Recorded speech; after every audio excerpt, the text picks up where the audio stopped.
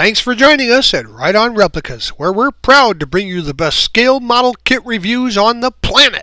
This review covers Revell's 85-4099 kit, the 1974 Torino GT, from their Street Burner series of kits. Now, the 74 Torino was a new redesign to get the buyers back in the showroom. It was originally part of the Fairlane family, but in the 70s it broke away under its own name. The GT version also offered the new 429 cubic inch candid valve version, and Motor Trend magazine named the Torino the Car of the Year. This kit can be built in one of three different ways: stock, drag, or street, and the pieces are molded in white, chrome, clear red, black vinyl. Tires are included with photo etched parts and some water slide decals. There's 139 pieces to the kit and some pretty good instructions. Overall, when you're done, the length is 8 1/4 inches, the width is 3 1/4 inches, and the height is 1 3/4 inches. This classic version was released in 2014, but Revell has updated it with the Cobra Jet engine and has just been recently re-released as a new kit. It's very similar in construction, so most of the things you see here will apply to that one. This review is brought to you in part by Riders Hobby Shops, where the fun begins. Here are the contents of the kit. As you can see, they're nicely packaged to keep them from scratching and marring each other. The decals are very colorful, with 4 different stripe combinations for different exterior paint schemes. And you've got some nice tires and a selection for the various versions available. Gather up the parts from the kit that you see here, and as you can see, the Ford engine blue is on most of the main block and cylinder head parts, etc. And the transmission area there has been painted with aluminum. You've also got some chrome pieces, and the starter is black. Add the breather to the left side, and then add the chrome rocker covers there to the engine. With the basic engine assembled, we can now add the accessory parts and the manifold, which is also blue. You can see the parts here generally flat black, except for the exhaust manifolds were painted a gunmetal color. Here's a look at that massive big block V8, and it's just impressive in model form as it was in real life. On the bottom of the chassis there, next to the gas tank, you'll see some script work for the trademark and logos. And if you are going to make a contest model, you'll want to scrape those off with a hobby knife and some sandpaper prior to painting.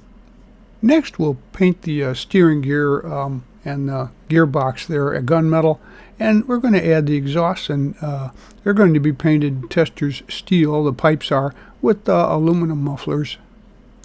Now we'll add the motor to the frame there, and as you can see, it's in place on the motor mounts. And please remember, you have to scrape any paint or chrome plating off of the parts if you want them to stick together. Once the engine is in position, you can add those exhausts to the bottom end, and note, of course, that they go into the at the rear. They go in underneath the axle assembly.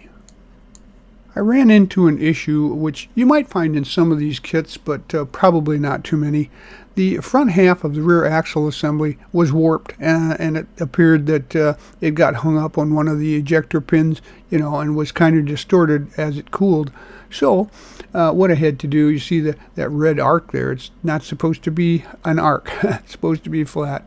I soaked it in hot water and then pressed it down flat and put a cold bath on it to get it back into shape. I then assembled the two halves and clamped them together for a while to make sure that it would stay straight. And next we'll gather up the suspension parts for the front and rear. The front suspension parts mostly are gloss black, along with the drive shaft. You can see that the springs for the rear they're kind of a steel color, and then the other parts are various colors, mostly either a steel color or a semi-gloss. The leaf springs get put into position on the rear axle assembly, And then, as you can see here, it is installed in its location points, but simultaneously insert the drive shaft into the rear end differential and also then into the end of the transmission when you glue that into position.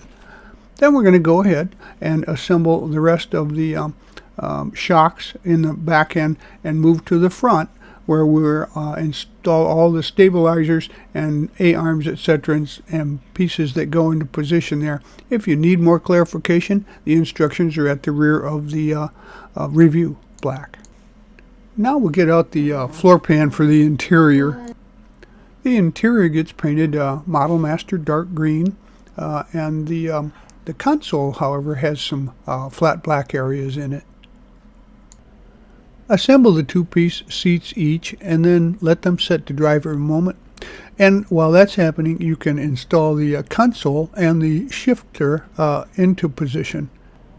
Continuing with the interior, we're going to paint the side panels, the dashboard, and the steering unit there green, just like the interior was previously. And then, of course, your pedal assembly, that's a flat black. Next, you can add the applicable decals to the side panels and the dashboard, and you can also highlight those door handles with a little chrome color there. Now you can assemble the pedals and the steering column and the wheel to the dash and install that into position, and the rest of the interior is now all assembled, so it's pretty much a dead ringer for the real thing. So the interior then is all finished and set to dry, and we're going to work on the body. Now the body, as well as the other pieces that are painted dark green, that is a kind of a British metallic green. It was a Model Master color, and it's mixed with thinner so that it dries quickly, and the entire body was painted. And the engine bay area was painted semi-gloss black, and the firewall is painted semi-gloss black as well. When the body paint has dried, we're going to add the windshield, rear window, and the dome light, and by gluing those into the body with some clear part cement. And the rear view mirror gets added to the windshield with clear part cement as well. The front side markers are painted a clear red and then glued to the body, and the same thing with the ones in the rear. Now we're also going to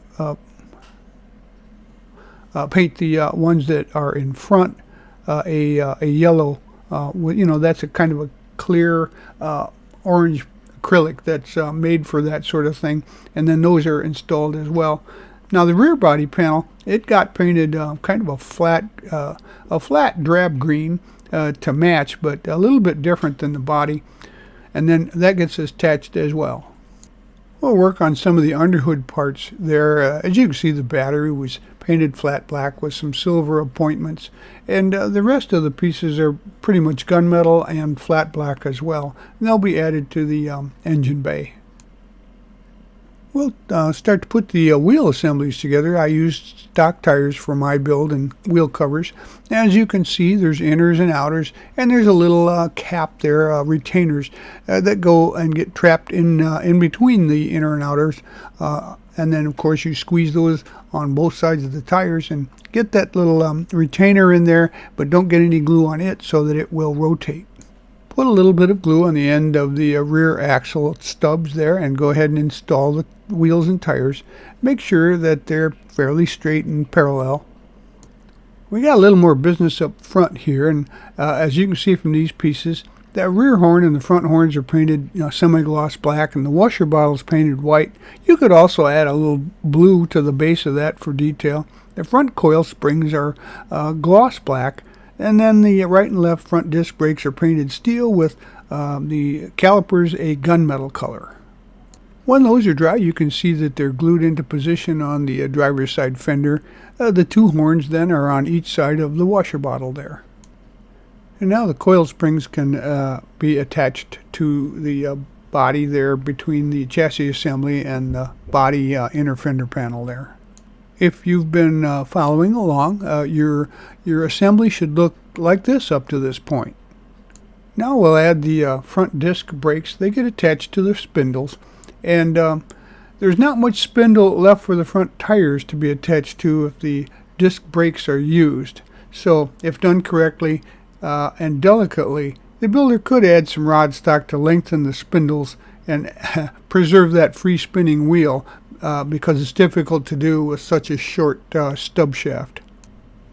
With the disc brakes in place, I thought they looked pretty good, and so in order to preserve this portion of the construction, I went ahead and glued the wheels to the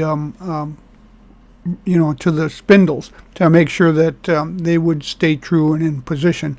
I thought that was better than omitting the brakes altogether. And so with the construction up on 4 wheels, it's starting to look like she's coming together nicely. Here's a look at the completed undercarriage, and it's a pretty nicely detailed look to this basic model. Next, we'll paint the striker plate and the radiator support bracket and the wall there semi-gloss black. Then the radiator fan shroud and the hoses are painted Model Master flat black. Now we'll add those parts, the striker plate and the radiator parts to the front end, along with the radiator hoses there. And as you can see, the hood and underhood area is very detailed. It's looking pretty nice, I think, for a model at this price point. Now we'll get to that hood. The hinges, of course, are painted semi-gloss black, and then there's a little detail on the stock air cleaner that's painted white. You can see that here. The hood, of course, is painted body color, but the underside is flat black. And now you can add the air cleaner and associated decals, along with a decal for the fan shroud there. Now we can grab these parts to finish up the front end. As you can see, the valance, I painted the valance green like the car, although it looks like it may be flat black as an option or a semi-gloss black. And the grill has some detail that gets it painted black, that center ribbing, and the front spoiler is painted flat black. The turn signals, as I mentioned before, they're clear orange, and they're applied to the turn signal areas, and we'll put the bumper into place too. And now we can wrap things up by applying these exterior details, including some of the photo edge parts that come with this kit.